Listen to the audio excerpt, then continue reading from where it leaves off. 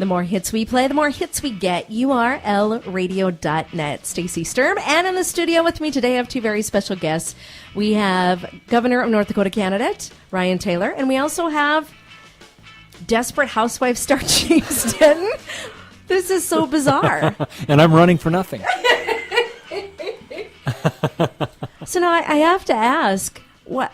I know you're in town for a meet and greet fundraiser for Ryan, but how did this even come about? Well, I was actually at a meeting out in L.A. and James and his wife were there, and I'm not. I don't necessarily follow Desperate Housewives, so I just struck up a conversation with two really nice people, and we talked about Montana and Minnesota and their some common connections and age of our kids and family and turns out he's a star and a nice guy and just struck up a nice friendship and glad to have him in North Dakota with us. Now, did your wife know about James though? When she saw him, did she watch Desperate Housewives? Had Nikki ever heard of me? She had, yes. My wife had, and another funny part of the story is I emailed her that evening to tell her, wow, I met this famous person, and I thought I was emailing my wife, but I was actually replying to James's wife, Erin, when I wrote that email.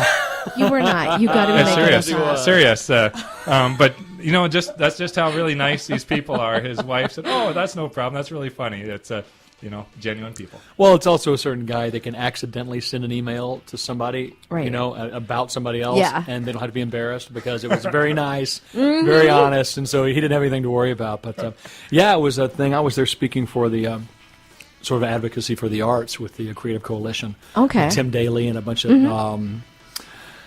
Dana Delaney, a lot of actors that are really great at advocating, and they're always in Washington. And so we were there, and there was Democratic governors, and Ryan was the big guy in a cowboy hat, and my wife was drawn over to talk to him. So I wonder if he's from Montana, because we have a place in Montana.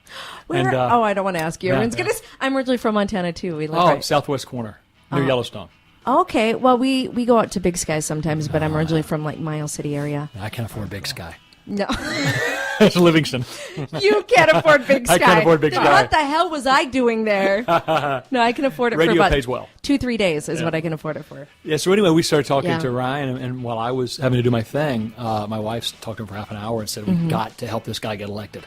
Because, you're kind of familiar with what North Dakota's going through. There's some growing pains and all pretty good, mostly good, but a lot of issues, that we thought, man, why is this being dealt with this way? Or and then we met Ryan and started doing a little more research and thought, man, this is a worthwhile cause to go do what we can right up until November 7th.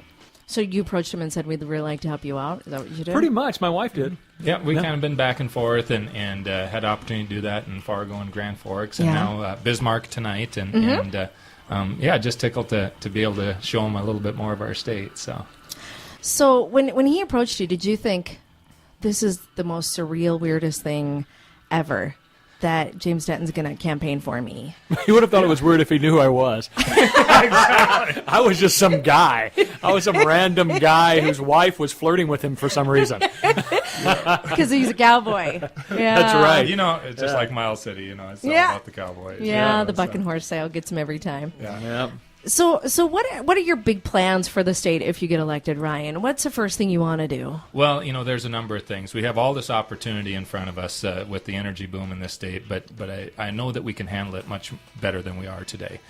Taking care of these communities while they're growing, the state can't grow for free. And we have this huge surplus sitting in Bismarck here. And we have communities who are really just crying out for help, whether it be roads, schools, law enforcement.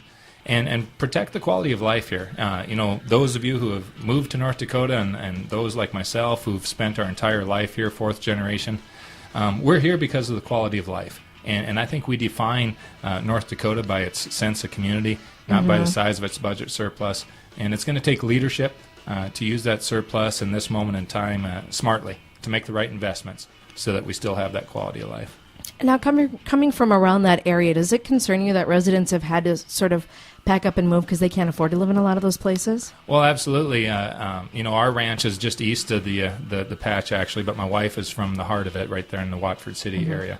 And you have people who've spent their entire lives there, multi-generational, and it's not the place that they were accustomed to.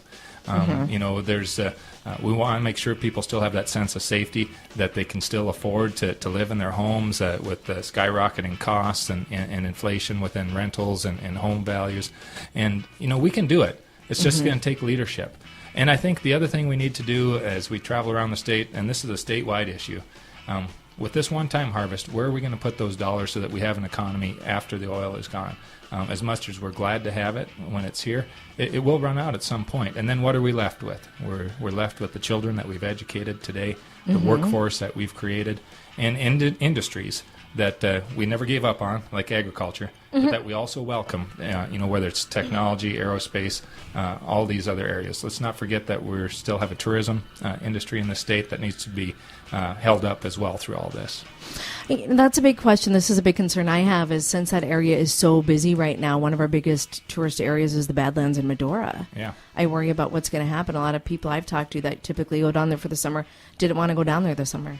You look at the traffic You're rates. one of them, James? Yeah, that's when we were coming through to go to Fargo. We couldn't. It's very come concerning. From Montana, we took the southern route, and we loved to come through North Dakota.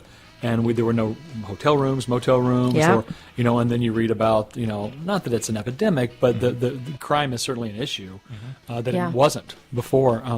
We completely avoided it. So and didn't want to. So it's worth talking about how to protect things like tourism that might get neglected during this boom. For sure. And when people like James and his family are traveling across this state, we do want to see the Badlands. We don't just want to see flares as we're flaring 30% of that gas. And I think that should be a nonpartisan issue. This is something that no one wants to see us waste for a resource. Whether it's for reasons of the environment or reasons of just being plain old frugal and not wanting to waste something of value. We should be able to rally around these causes, and as governor, I would hope to be the rallying point that leads us through this moment in time. Well, good luck to you in your race, Ryan. And everybody can stop down and see Ryan and James tonight, 8 o'clock at the Bismarck Artist Co-op right around the corner from us from 8 to 9. And stop by and talk to these two young fellas. Well, one